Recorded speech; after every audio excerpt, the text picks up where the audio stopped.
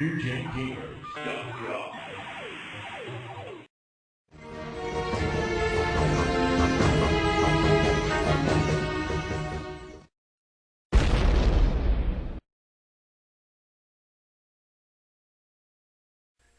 But right now, what we're taking a look at is Titanic.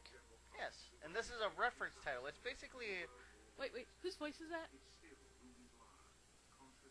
Captain Picard. Easily the most awesome thing on the CD-I. Or Professor Xavier, depending on how you look at it. It's Patrick Stewart, one of the most awesome voices out there. Right. At least, personally for me. It goes Patrick Stewart, Morgan Freeman. I'm not gonna argue with you on the Patrick Stewart thing. I might question your taste for Morgan Freeman. Why? He's narrated almost every... Well, he narrated March of the Penguins, so... Okay, that makes him cool, but...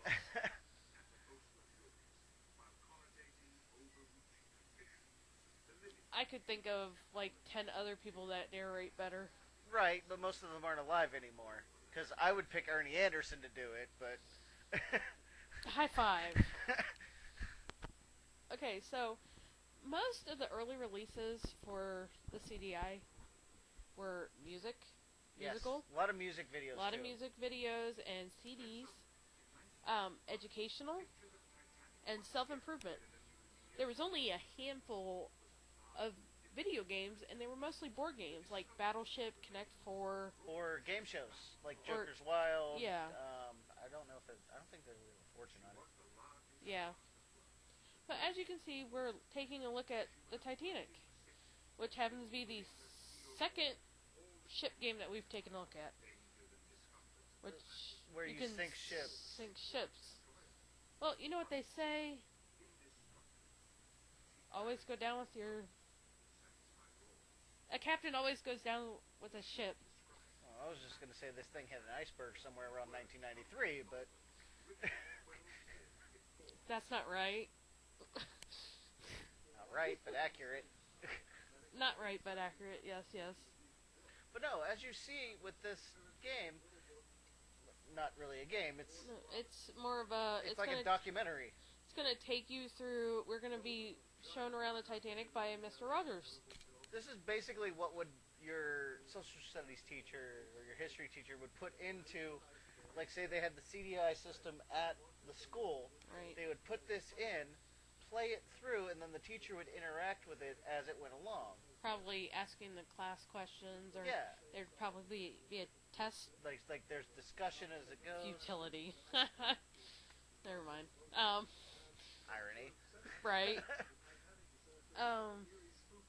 Also, when CD-I went to delve into the video game market, they were irrelevant. It's like, this was irrelevant. Well, it was irrelevant to gamers. Gamers, right. Because we had better choices out there. Right. As a gaming system, it really did not... It never caught on. It never took off.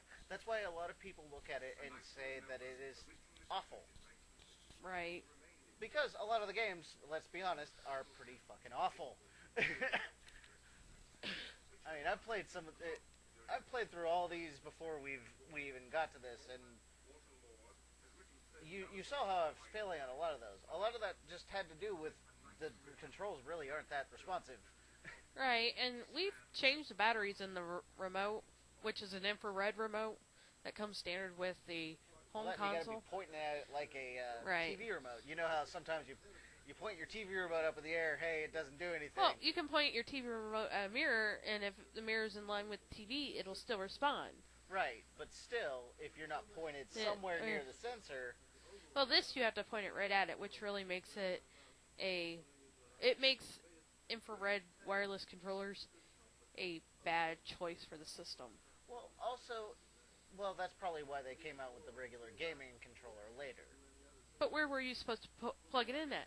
Like, oh, I didn't even notice that. Yeah, I thought that was just I thought that was a headphone jack. No, that's for the actual gaming controller that came out later. Look, Mr. Rogers is back.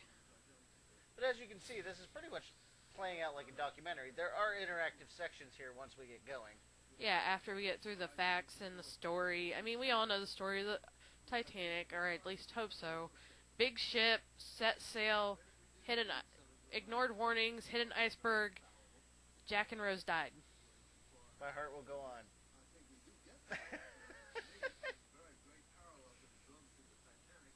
Celine Dion sang sappy songs. Choke yourself. It's on fire! No, those are lights. Whatever, it's gonna be on fire. Oh wow, the real picture of the captain, they portrayed the movie captain, that's like, yeah, that's spot on there.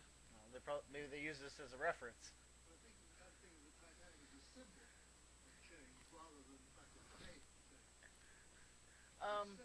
Another thing I want to go to kind of into is more the launch of the system. This didn't really have a big traditional launch like all video game systems have. It just kind of came out. How can you have a bunch of launch? How can you have a launch without titles? Right. Without gaming titles. That's kind of what I'm trying to say here is putting the CD-I in the category of video game systems is an ultimate fail. You put it into the category with set-top boxes at the time. Well, you have to remember this also was competing with the Pioneer Laserdisc. Well, yeah, the Laser Active and later the 3DO. Because the 3DO, let's be honest, did video pretty well too. Yeah.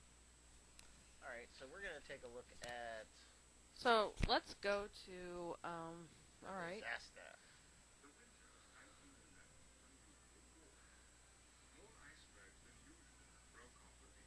Global warming. Right? In 1911, who would have thought it? Oh, right. Industrial Revolution and all. I was going to say Al Gore. Maybe John McCain. He was born around that time. Ha ha ha. Sorry. No offense to anybody. Yeah, no offense. We're just being funny. But they tried various ways of trying to sell this thing. They sold it as an educational machine, a music player, a movie player, a gaming console. Well, when the initial set came out, it's supposed to be everything box. You're all in one. In 1994, they decided to refocus on video games because it hadn't taken off as that machine. Had they stuck with that, maybe schools would have caught on more, you know? Yeah. Instead of going, well, this isn't working for us, let's do something different with it. Right. I mean, they did end up getting quite a few sales on the later models to, schools and everything. But right. It was just a matter of... Let's do the aftermath. Do the aftermath? Yeah. Well, the aftermath of Titanic is a very confusing picture because, wow, that's the only way of telling what happened. But the good thing about the CD-I was that it was cheaper than a personal computer.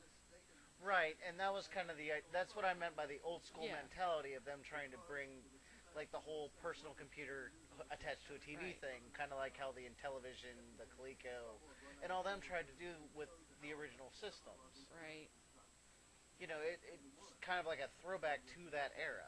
Well, the cost savings were due to it didn't have a hard drive. Right. There was no floppy drive, keyboard, mouse, monitor.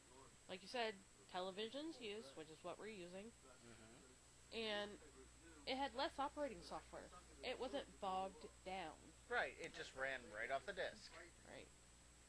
And a lot of computers at that time, you kind of had to... This was still 1991, so Right. a lot of people were still running DOS. Yeah. So, had to know about DOS.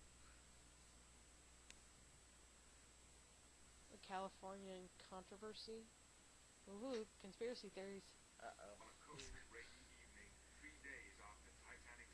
But one of the major things that that Phillips kind of brought to the table with this was around 1986, them and Sony were working together to make a new format, which is known as the Green Book format, which is kind of like a... CD-ROM standard. Kind of, yeah. There's different CD-ROM standards where this one's kind of standing alone. Alright. But that's what the CD-I uses is the green book. I think traditional CDs are red book. Might be. Might be. I really have to look up that again. But also, when you're thinking about using the CD-I as something that you can play music on, or using it for music videos, Sega CD was already doing that. Right. They had, well, one thing to keep in mind about the Sega CD, though, you had to have a Genesis. Right, and it which wasn't a added up to standalone the cost. system. Yeah. Whereas this was a standalone system. Right. And it could play video movies. That's which something that's changed it a little bit. Yeah, that changed it a little. Because you throw in the you throw in the video disc capabilities. They were trying to replace the VCR and the stereo and the video game player all at the same time. Right. A little ambitious. I mean, 3DO tried the same thing 2 years later. Who? 3DO. Oh, right. Yeah, they wanted to be that set-top box. It really didn't happen until the PlayStation 2 came along. Because even the PlayStation 1 couldn't play movies. No, it could play music CDs. It could play music CDs. It could play video games. But it couldn't do movies. It could not do movies. When the PlayStation 2 came along, that's when the first... That's when you could add your all-in-one set-top box.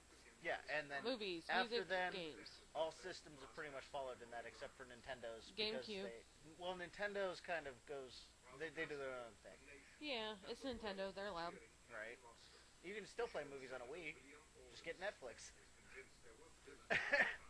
The joys of internet. Right. You know, once that generation came around, every system okay, could play movies. Speaking of internet, you know how all consoles around that time decided on getting their consoles modems and stuff? Yeah. Phillips decided, oh, we're going to do that. Their modem was priced at $329. On top of the $700 spec port, or $299 depending on when you bought one.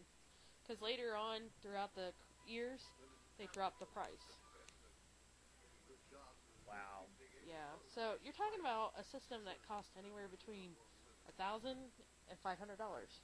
Or $500 and $1,000. That's ridiculous for a modem, but I can see at that point in time... I think it was 96 when they came out with it. 96 when they came out with the modem? I think so. Let me,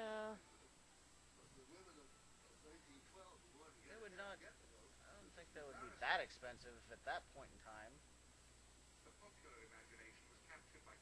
What was the speed on that? In early fall of 1996. They released an internet terminal designed for use with television sets. It retailed for $329. That is ridiculous. But in the same year, the summer of that same year, 1996, they said, "Oh, we're discontinuing this. See ya." Sorry if you bought one of those internet thingies. We're not gonna do that. Maybe they were thinking, hey, we can do like a access online through your TV with a web browser and things like that. And I think then they probably Web TV did that. Well, I think they realized that this system did not have that capability. No, it didn't. I mean, look at the computers around that time. Yeah, they were getting more advanced. More advanced and coming down in price, so... But anyways, we're not really paying attention to this. That's okay. Well, no, everyone gets the general idea. Right. So, I think we're going to move on now to another one that's more of like a game. I think it's blasphemy.